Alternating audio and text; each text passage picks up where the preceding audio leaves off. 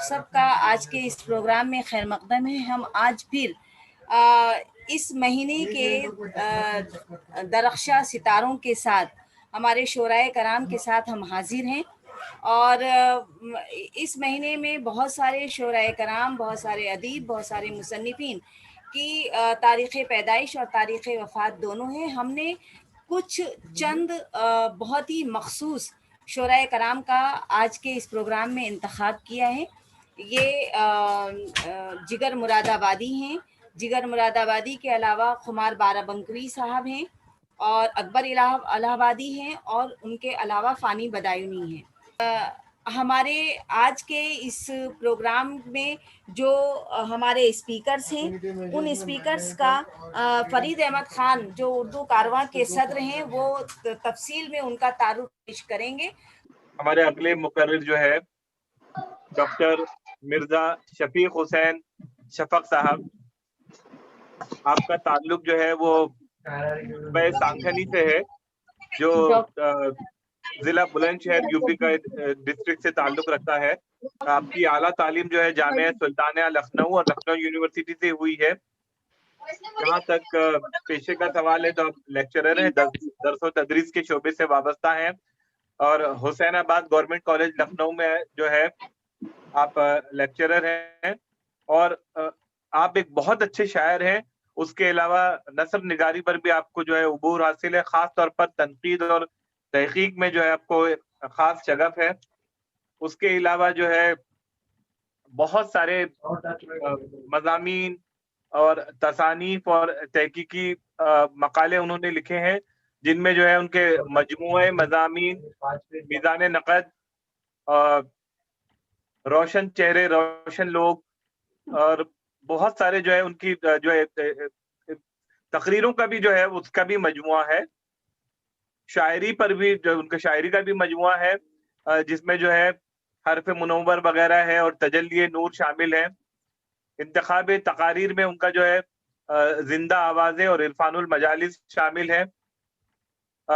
تصانیف میں جو ہے وہ خراج حیات جو ہے وہ شامل ہے۔ اس کے علاوہ آپ نے جو ہے عرفان صدیقی شخص اور شاعر، اور عرفان صدیقی صاحب پر اور بھی جو ہے کچھ انہوں نے لکھا ہوا ہے، اور اس کے علاوہ جو ہے وہ تحقیقی مقالہ جو ہے اس کو انہوں نے خاص طور پر ایک لکھا ہوا ہے، وہ ہے ترقی پسند افسانہ انگارے سے عصر حاضر تک، اور اس کے علاوہ جو ہے چراغ جہاں وغیرہ بھی جو ہے ان کے دیگر مضامین کا جو ہے مجموعہ ہے۔ اور ہم لوگوں کی بہت ہی خوش قسمتی ہے کہ اتنی بلند پایہ شخصیت جو کہ علم و ادب کے گہوارے لکھنؤ کی عظیم سرزمین سے تعلق رکھتے ہیں، آپ جو ہے ہم سے مخاطب ہوں گے، اور آپ جو ہے خمار بارہ بنکوی صاحب کی شاعری اور شخصیت پر جو اظہار خیال کریں گے۔ ڈاکٹر شفیق حسین شفق صاحب۔ ڈاکٹر شفق حسین شفق صاحب۔ جی شبانہ صاحبہ، آپ کو جسٹ جوائن کر رہے ہیں۔ جی جی ہاں، اصل میں کیا ہے کہ ان کو جو وقت دیا تھا وہ تھوڑا سا اور آگے کا ہے نا۔ ڈاکٹر مرزا شفیق حسین شفق صاحب کا خیر مقدم ہے، اور ابھی سر کے جوائن ہونے سے قبل جو ہے میں نے سر کا تفصیلی تعارف کرایا ہے۔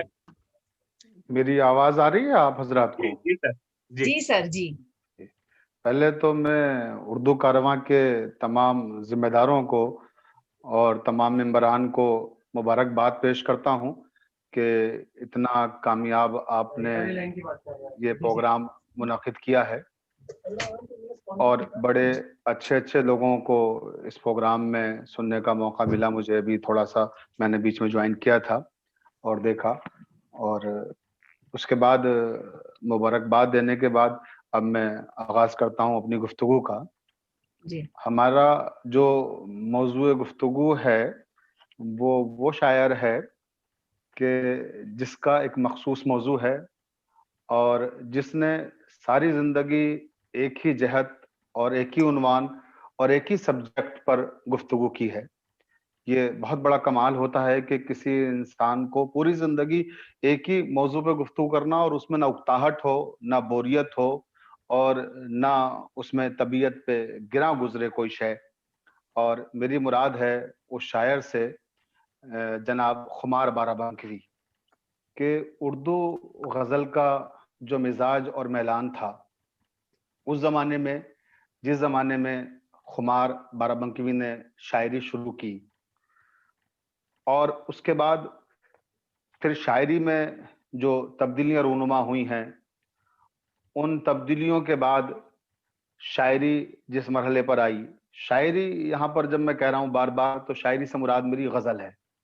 یوں تو شاعری میں مختلف اصناف ہیں، لیکن ہم کیونکہ خمار کی بات کر رہے ہیں تو ظاہر سی بات ہے جب خمار کی بات کی جائے گی تو غزل ہی کی بات کی جائے گی. خمار کا مطلب غزل اور غزل کا مطلب خمار ہے، اس لیے کہ خمار کی پہچان ہی غزل ہے.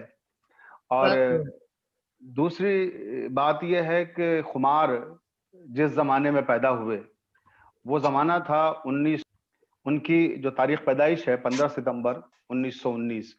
1919 میں جب وہ پیدا ہوئے تھے، یہ وہ زمانہ تھا جو گویا جنگ عظیم کا زمانہ تھا. یعنی جب وہ شعوری منزل کی طرف بڑھ رہے تھے، یعنی 14-15 سال کے سن میں جب وہ پہنچے اور ان میں شعور اور درک اور ادراک کی صلاحیتیں پیدا ہو رہی تھیں، تو اس زمانے میں جنگ عظیم کے اثرات لوگوں کے ذہنوں پر تھے، اور جلیان والا باغ کا واقعہ بھی پیش آ چکا تھا، اس کے اثرات بھی ہمارے ذہنوں پر تھے. تو ایسے سیاسی اور سماجی حالات میں جس وقت ہم زندگی گزار رہے تھے، خمار اسی سماج اور اسی معاشرے کا حصہ تھے.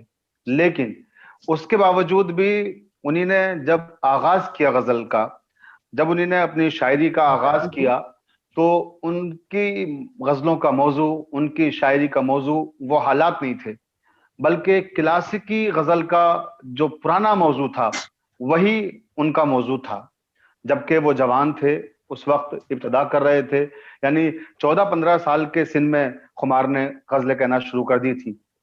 تو اس وقت جب وہ 14-15 سال کے تھے، انہی نے جو شروعات کی کلاسیکی غزل کے ان موضوعات کو اپنی غزل کا موضوع بنایا کہ جو ہماری غزل کا قدیمی موضوع رہے ہیں، یا ہمارے ادب کا قدیمی موضوع رہے ہیں، یا ہماری شاعری کا قدیمی موضوع رہے ہیں، وہی ماورائیت، رومانیت اور روحانیت. یہ وہ موضوعات ہیں جو ہمارے کلاسیکی ادب کے پسندیدہ موضوعات ہیں، اور انہی کے اطراف میں ہمارا ادب اور ہماری شاعری گھومتی رہی ہے، گردش کرتی رہی ہے. اور اس زمانے میں جب خمار غزل کی ابتدا کر رہے تھے تو انہی موضوعات کا غلبہ تھا. سن 1947 عیسوی تک یہی موضوعات پوری طرح سے ہمارے ادب پر غالب رہے، خواہ وہ غزل ہو، خواہ وہ فکشن ہو، ہر طرف مثنویاں ہوں، یہی موضوعات ہماری تحریروں کا حصہ بن رہے تھے. لیکن سن 47 کے بعد غزل نے ایک کروٹ لی، ادب نے ایک کروٹ لی، اور وہ ظاہر سی بات فطری چیز تھی، کیونکہ 47 کے بعد ہمارے اوپر وہ مصائب و آلام پڑے کہ جن کا ہم نے تصور بھی نہیں کیا تھا. تو میں عرض کر رہا تھا کہ سن 47 کے بعد جو تبدیلیاں رونما ہوئیں، ان میں سب سے بڑی تبدیلی موضوعات کی تبدیلی تھی، اسالیب کی تبدیلی تھی. کیونکہ 47 سے پہلے جو ہمارا کارواں تھا غزل کا اور ادب کا، وہ میں نے عرض کیا ایک مخصوص موضوعات اور مخصوص دائرے میں وہ اپنے کلام اور اپنی شاعری کو محدود کیے ہوئے تھا. لیکن 47 کے بعد ایک انقلاب آیا ادب میں بھی، یعنی جہاں ملک میں انقلاب آیا وہیں ادب میں بھی انقلاب آیا. اور یہ انقلاب اپنے انتہائی کمال پر اس وقت پہنچا سن 60 میں، جس وقت ہمیں نئے مسائل کا سامنا تھا. کیونکہ ہم آزاد تو ہو چکے تھے، آزادی ہمیں مل چکی تھی، لیکن آزادی کے بعد نئے مسائل نے ہمیں گرفتار کر لیا تھا. خونریزی، فتنہ و فساد، مذہبی اور مسلکی منافرت نقطۂ کمال پر تھی، اور ہمیں تقسیم کا تازہ تازہ المیہ بھی ملا ہوا تھا. بھائی بھائی سے بچھڑ گیا تھا، ماں بیٹے سے بچھڑ گئی تھی.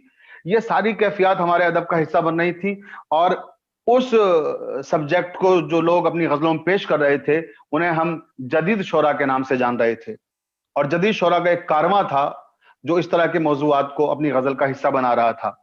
लेकिन सन 47 से पहले की गजल हो, जब बिल्कुल नौजवान थे खुमार बाराबंकी, या सन 60 वाली गजल हो जहां बिल्कुल दायरा कार बदल चुका था, मौजूआत का असालीब तब्दील हो रहे थे, मगर सब कुछ तब्दील होता रहा, खुमार नहीं तब्दील हुए।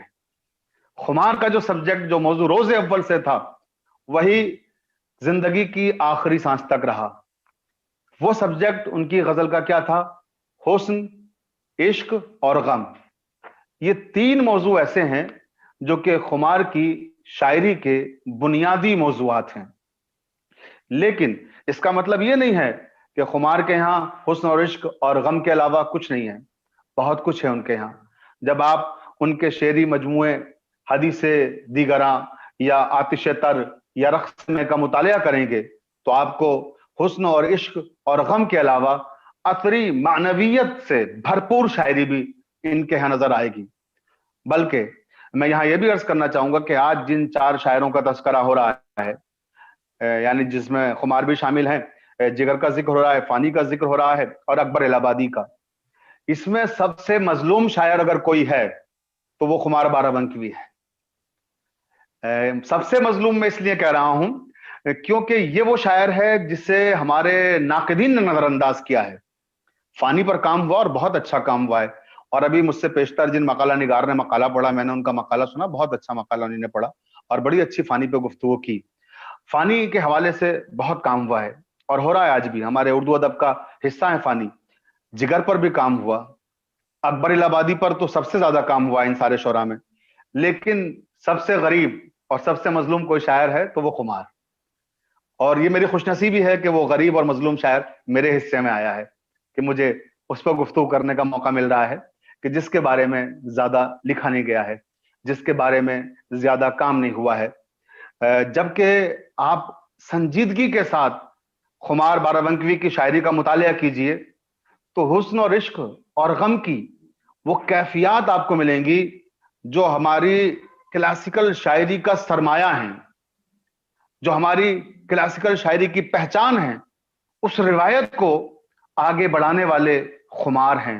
लेकिन उसके बावजूद मुझे हैरत इस बात पर है कि रिवायत परस्त नाक़दीन ने भी खुमार को नजरअंदाज किया है, और खुमार को कहीं भी अदबी मकालात में और रिसर्च के उन मकालात में कि जो हमारे अदब में एक इजाफा है या जो हमारे अदब की असली नुमाइंदगी कर रहे हैं, या खुमार को कहीं भी कोई हिस्सा नहीं मिला है।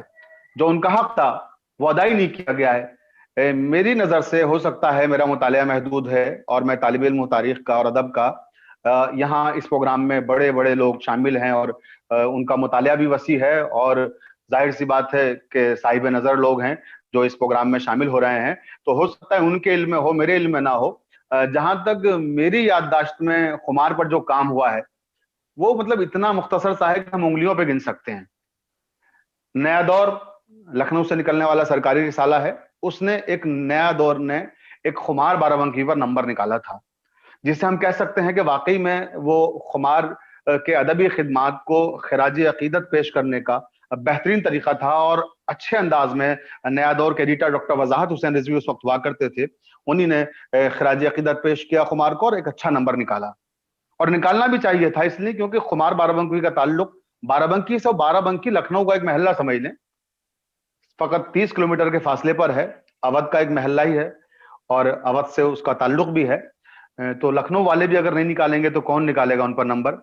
लेकिन बॉम्बई, जहां उन्होंने फिल्मी दुनिया को न जाने कितने नगमे दिए और कितने गुलकारों को उनकी वजह से शोहरत मिली, उनकी गजलें गाकर नजरअंदाज किया उस शहर के लोगों ने, कि जहां से खुमार बाराबंकी ने एक मुद्दत तक जिस स्टेज से, जिस प्लेटफॉर्म से उर्दू गजल की खिदमत की थी।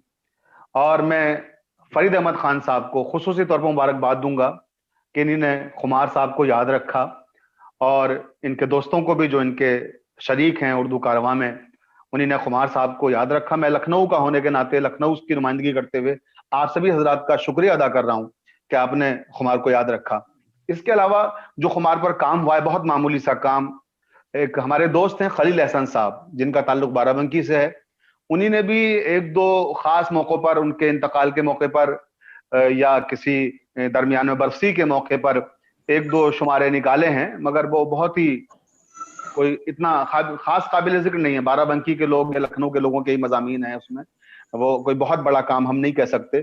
19 فروری 1999 کو جب خمار صاحب کا انتقال ہوا تھا، اس موقع پر کچھ تعزیتی بیانات اور کچھ لوگوں کے مضامین اکٹھا کر دیے گئے ہیں وہ، لیکن وہ بھی کوئی بہت بڑا کام نہیں ہے. اور میری نظر سے ابھی تک خمار صاحب پر کوئی ریسرچ ورک نہیں گزرا ہے.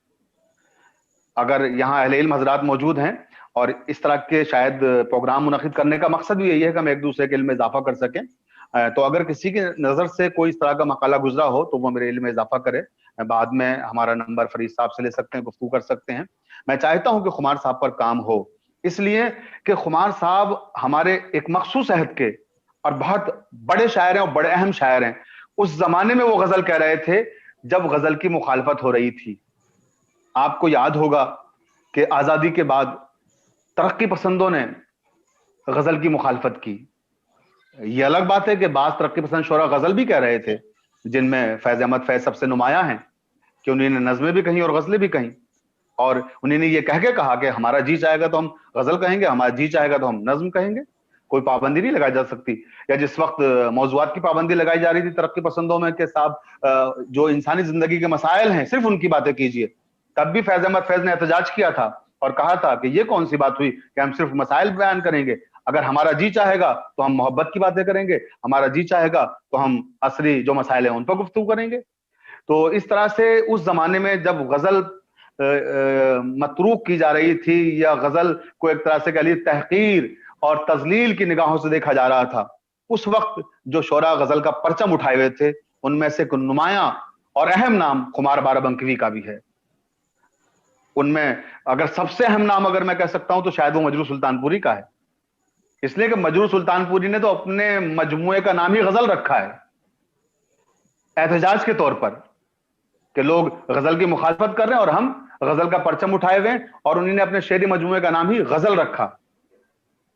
اس کے بعد لوگوں کو حوصلہ ملا کہ جو لوگ غزل کی مخالفت کر رہے تھے ان کی مخالفت کا شور تھما، اور جو لوگ سہم گئے تھے نظموں کی کثرت سے وہ لوگ کھل کے میدان میں آئے.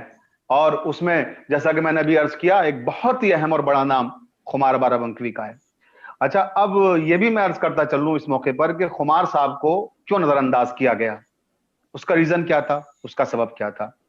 فرید صاحب مجھے وقت کا اندازہ نہیں ہے، جب میرا وقت ختم ہو تو آپ مجھے بتا دیجئے گا، اشارہ کر دیجئے گا تو میں اپنی گفتگو کو روک دوں گا، ورنہ پتہ نہیں مجھے احساس نہیں ہوگا. خمار صاحب سے اتنا جذباتی تعلق ہے کہ میں گفتگو کرتا رہوں گا اور مجھے معلوم نہیں ہوگا کہ میں کتنا بول چکا ہوں. اور کیونکہ میرا کوئی مقالہ نہیں پڑھ رہا ہوں میں، اس لیے کوئی لکھی ہوئی تحریر نہیں ہے کہ وہ ختم ہو جائے گی، گفتگو ہے تو مجھے نہیں احساس ہوگا، اس لیے بہت معذرت کے ساتھ مجھے بتا دیجئے گا، میں بالکل برا نہیں مانوں گا اس کا کہ جب وقت میرا ختم ہوگا. بہرکیف تو میں یہ عرض کرتا چلوں کہ خمار صاحب کا جو اردو ادب میں آج جو مقام ہے وہ مقام کیوں نہیں ہے، اس کی وجہ کیا ہے. ان کا سب سے بڑا جرم یہ ہے کہ وہ مشاعروں کے شاعر تھے، یعنی مشاعروں کا شاعر ہونا جرم بن گیا ہے. آپ یہ دیکھیے کہ اگر کوئی مشاعرے پڑھتا ہے تو ہمارے ناقدین سمجھتے ہیں کہ صاحب یہ تو مشاعروں کا شاعر ہے، یہ اس لائق ہی نہیں ہے کہ اب اس پہ تنقید کی جائے، اس پہ کچھ لکھا جائے. اس کا خمیازہ بشیر بدر کو بھی بھرنا پڑا، جبکہ بشیر بدر بھی ہمارے ایک بہت اہم شاعر ہیں اور بڑے شاعر ہیں جدید ادب کے، اور جدید شعراء میں ان کا ایک اہم مقام ہے. لیکن بعض سکہ بند ناقدین نے بشیر بدر کو بھی اس لیے نظر انداز کیا کیونکہ وہ مشاعرے کے شاعر تھے. حیرت ہے کہ مشاعرے کے شاعر ہونا بھی لوگ جرم سمجھتے ہیں، جبکہ یہ نہیں سمجھتے کہ مشاعرے میں جا کر اس طرح کے شاعر جیسے بشیر بدر ہیں، جیسے خمار صاحب ہیں، اگر یہ لوگ مشاعرے میں جا رہے ہیں تو ناقدین کو تو اس بات پہ خوش ہونا چاہیے کہ اگر ان کو نفرت مشاعرے سے کیوں، وہ یہ بھی عرض کرتا چلوں کیونکہ ان کا کہنا یہ ہے کہ مشاعروں میں جو شاعر ہوتے ہیں وہ عوامی جذبات کی ترجمانی کرتے ہیں اور عوامی زبان استعمال کرتے ہیں، ان کے معیاری شاعری نہیں ہوتی، اعلیٰ فکر نہیں ہوتی، اعلیٰ زبان نہیں ہوتی. تو ٹھیک ہے، یہ میں تسلیم کرتا ہوں کہ مشاعروں میں جو شاعری ہو رہی ہے وہ یقیناً اتنی معیاری شاعری نہیں ہے، لیکن हम ये नहीं कह सकते कि सारी शायरी मुशायरे की सतही है, हम ये नहीं कह सकते कि मुशायरे में सिर्फ सतही शायरी की जा रही है, वहां आला अफकार नहीं है, आला नजरियात नहीं है, और वहां पर हमें जबान अच्छी नहीं सुनने को मिल रही है, या वहां पर जो हमारे असली मसाइल हैं उनकी तर्जुमानी नहीं हो रही है। बिल्कुल हो रही है, और यकीनन अच्छी जबान भी सुनने को मिल रही है। बल्कि मैं तो अक्सर कहता हूं कि मुशायरे आज के जमाने में जो है हमारी नई नस्ल की तरबियत कर रहे हैं, उर्दू जबान से लोगों को जोड़े हुए हैं। इसका मतलब ये नहीं हो सकता कि हम मुशायरों को नजरअंदाज कर दें, मुशायरों की अपनी अहमियत है, मगर उसके बावजूद इस बात का एतराफ है कि आला दर्जे की शायरी मुशायरों में हमें कम सुनने को मिलती है। लेकिन अगर कोई आला दर्जे का शायर मुशायरों में चला जाए तो इसका मतलब ये भी नहीं है कि हम उसे नजरअंदाज कर दें। मसलन इरफान सिद्दीकी साहब, जो उर्दू गजल का एक बहुत बड़ा और अहम नाम है, मैंने इरफान सिद्दीकी साहब पे काम किया है, मेरा मकाला है 250 सफ़े का जो मैंने इरफान सिद्दीकी साहब पे तहरीर किया है, उनकी गजल के हवाले से, जदीद शायरी के हवाले से। इरफान साहब भी मुशायरों में जाते थे, तो क्या इरफान साहब अगर मुशायरों में जाते थे तो हम उनको इसलिए नजरअंदाज कर देंगे कि वो मुशायरों में जाते थे? तो अगर हिम्मत हो किसी भी उर्दू के बड़े से बड़े नक्काद में, मैं चैलेंज कर रहा हूं, वो इरफान सिद्दीकी को नजरअंदाज करके दिखाए इस वजह से कि मुशायरे में जाते थे। लेकिन ये क्या है कि हम एक मेयार, एक उसूल, एक ज़ाब्ता ऐसा बनाते हैं कि जिसकी पाबंदी खुद नहीं करते हैं। अगर मुशायरों में जाना ही जुर्म है तो मैं बड़े बड़े नाकिदीन से, जिन्होंने इरफान सिद्दीकी पे मज़ामीन लिखे हैं, जिन्होंने इरफान सिद्दीकी पे किताबें लिखी हैं, मुझे जवाब दें, क्या इरफान सिद्दीकी साहब मुशायरे में नहीं गए? अच्छा, फिर जाने दीजिए इरफान सिद्दीकी की बात, गालिब पर जो हजारों किताबें लिखी जा चुकी हैं, क्या गालिब मुशायरों में नहीं जाते थे? क्या मीर तकी मीर मुशायरों में नहीं जाते थे? अगर मुशायरों में जाना ऐसा ही जुर्म है तो छोड़ दीजिए फिर मीर और गालिब को, तो सारी शायरी हमारी फिर इस तरह से मुस्तरद कर दी जाएगी।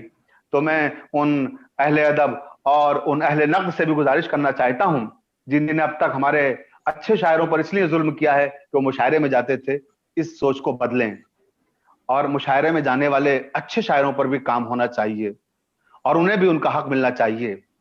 बात हम कर रहे हैं खुमार साहब की, तो मैंने जैसा गर्ज किया कि खुमार साहब के जो पहलू हैं शायरी के, हुस्न, इश्क और गम, ये वो तीन चीजें हैं कि जिनका ताल्लुक इंसानी जिंदगी से है।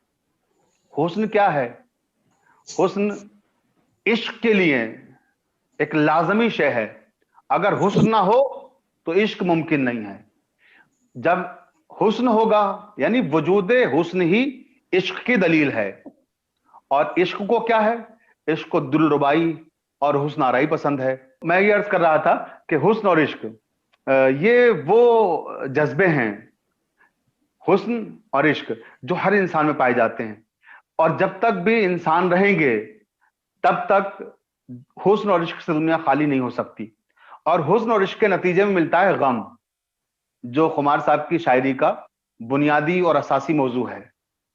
और इसके नतीजे में जब गम मिलता है तो गम गलत करने के लिए शायर पनाह लेता है मैं कदे में जाता है, शराब पीता है गम को गलत करने के लिए। हालांकि कोई कुल्लिया नहीं है कि गम को गलत करना, शराब पीना जरूरी है।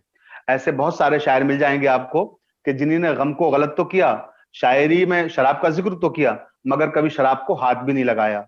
जैसे फारसी का बहुत बड़ा शायर है उमर खयाम, उसकी सैकड़ों रुबाइयां हैं शराब की तारीफ में, लेकिन जब उसकी जिंदगी का आप मुतालिया कीजिएगा तो उसने पूरी जिंदगी में अपनी कभी शराब को हाथ भी नहीं लगाया।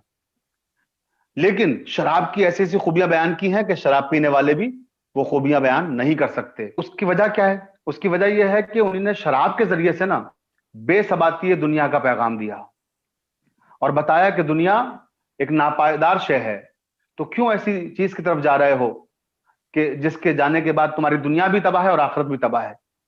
यही चीज खुमार बाराबंकी के यहां भी है। शराब का जिक्र है, कसरत के साथ है, मगर जब आप उनके उन अशआर का मुतालिया कीजिएगा कि जिनमें शराब का जिक्र किया है, तो आप देखेंगे उसमें कोई पैगाम है, कोई मैसेज है। या जब वो मोहब्बत की बातें करते हैं तो कोई ना कोई पैगाम देते हैं, कोई ना कोई मैसेज देते हैं। जैसे आइए अब थोड़ी देर उनके अशआर पे भी गुफ्तगू कर ली जाए। कुछ शेर में सुनाता हूं आपको कि वही फिर मुझे याद आने लगे हैं जिन्हें भूलने में जमाने लगे हैं। अब आप ये देखिए कितना सादा सा शेर है, मगर इसमें कितनी अहम बात कही गई है कि यानी मोहब्बत जो सच्ची होती है, इंसान कभी उसे फरामोश नहीं कर पाता है, भुला नहीं पाता है। जितना भुलाने की कोशिश करता है उतना ही महबूब उसे याद आता है। लेकिन शर्त यह है कि मोहब्बत सच्ची हो, मोहब्बत आवारगी ना हो। क्योंकि आवारगी तो यह है ना कि आज आपने किसी से मोहब्बत की, कल किसी से, फिर किसी से, फिर किसी से, तो ये मोहब्बत नहीं है, ये आवारगी है। और मोहब्बत वो है कि इंसान जिससे एक बार वाबस्ता हो जाए, जिंदगी भर उसका वफादार रहे, जिंदगी भर उससे मोहब्बत करे। तो खुमार जब मोहब्बत की बात करते हैं तो वो वफादारी बशर्ते उस्तवारी वाली मोहब्बत की बात करते हैं।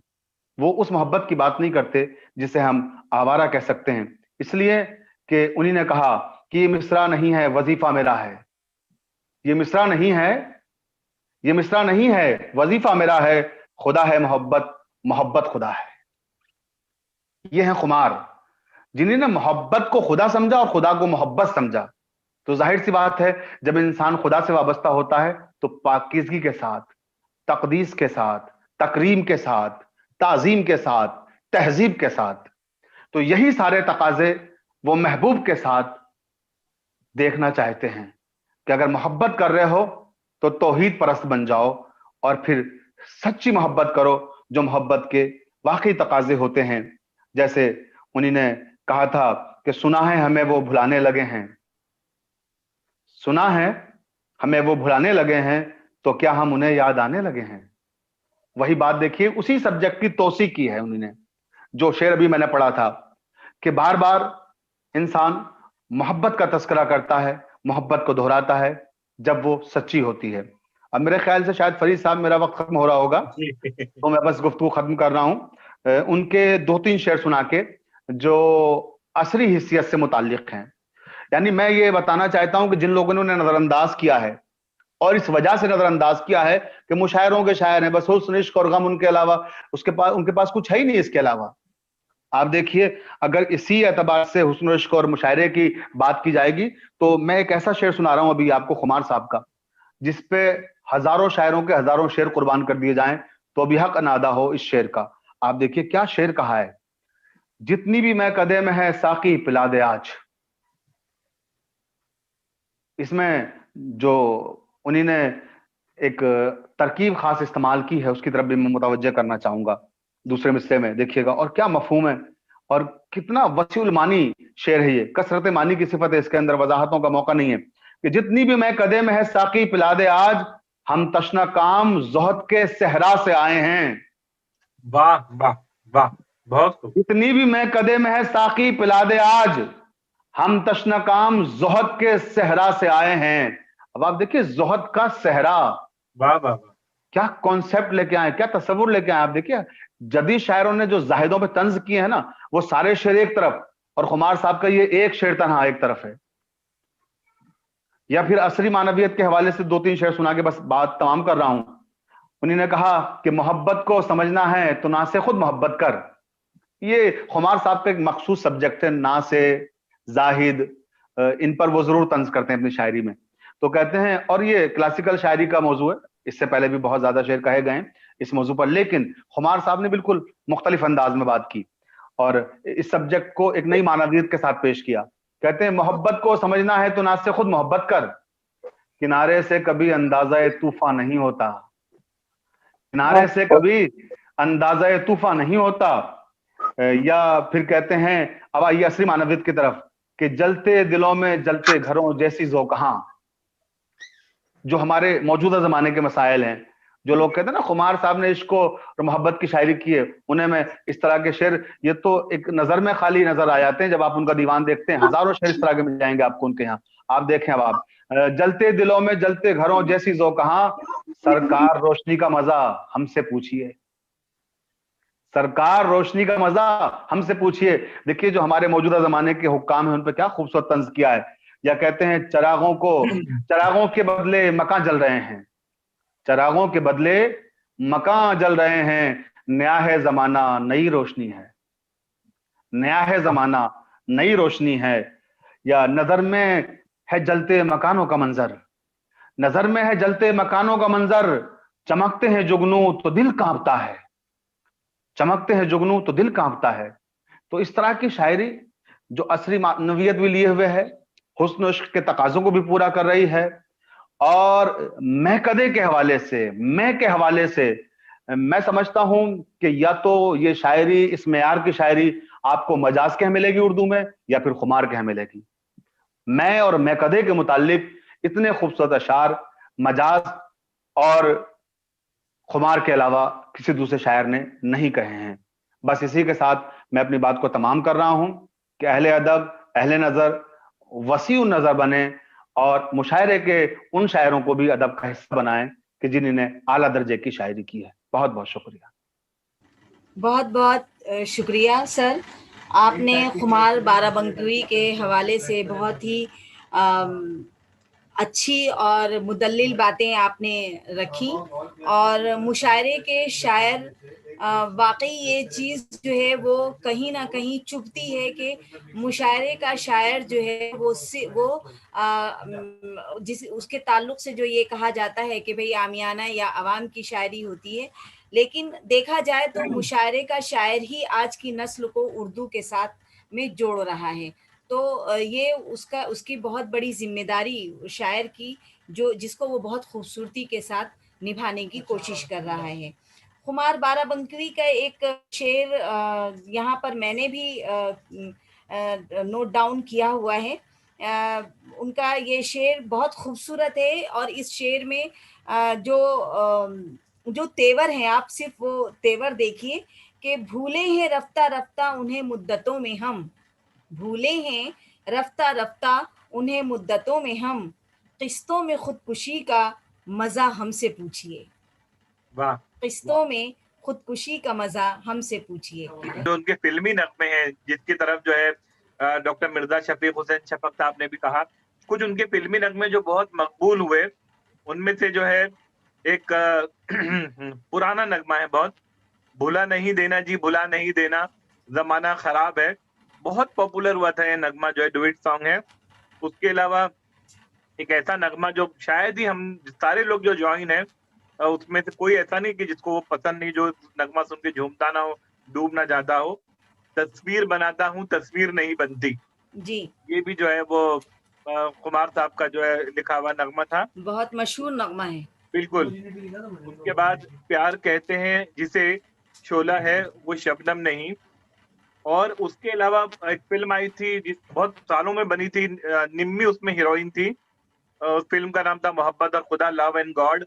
उसमें एक सूफी सॉन्ग है कि तेरे दर से उठकर किधर जाऊं मैं, ये नगमा भी जो है खुमार साहब का लिखा हुआ है, और बहुत ही जो है मारूफ नगमा हुआ था। तो यक ना शुद्ध दो शुद्ध, यानी खुमार साहब का एक ही जुर्म नहीं था कि मुशायरों के शायर थे, दूसरा जुर्म भी किया था कि फिल्मों के भी शायर थे। तो अब मुशायरे के शायर की बात हो रही है, जो हमारे दोस्त जो है, जैसे कि अभी डॉक्टर शफक साहब कह रहे थे कि ये तसव्वुर करना ही बहुत गलत है और बेइंसाफी पर मबनी है कि हम किसी मुशायरा पढ़ने वाले शायर को जो है हम ये समझें कि वो उसकी शायरी जो है वो हकीर है या कम दर्जे की है। और मैं खास तौर पर तबस्सुम नाटकर साहिबा का शुक्रगुजार हूँ, जो हमारे उर्दू कारवां की जो है मजलिस आमिला की रुकन है, कि आपके तवस्सुस से हम डॉक्टर मिर्जा शफीक हुसैन साहब जैसे जो है बहुत ही आला मयारी जो है बात रखने वाले मुकर्रिर हजरात हमको मिले, और ये प्रोग्राम जो है बहुत सारे लोग इसको यहाँ पर जूम पर भी जुड़े हुए हैं, और बहुत सारे लोग इसको जो है यूट्यूब पर भी देख रहे हैं, जो इससे ज्वाइन है। हमने इसको यूट्यूब पर भी इसलिए लाइव किया कि बहुत सारे लोग जो जिन्हें सिर्फ प्रोग्राम देखना या सुनना होता है, वो जूम पर जो है वो ज्यादा जिन्हें आदत नहीं है ज्वाइन होने में, उन्हें तकलीफ होती है, इसलिए प्रोग्राम यूट्यूब पर भी लाइव जा रहा है। शुक्रिया तबस्सुम। अब रस्म शुक्रिया अदा कर दें। जी तबस्सुम बाजी, रस्म शुक्रिया आपके जिम्मे है। कारवां की तरफ से मैं सैयदा तबस्सुम मंजूर, सबसे पहले तो मैं आप सबका शुक्रिया अदा करती हूँ कि आपने इस प्रोग्राम में शिरकत करके हमें आपके शुक्रिया का मौका दिया।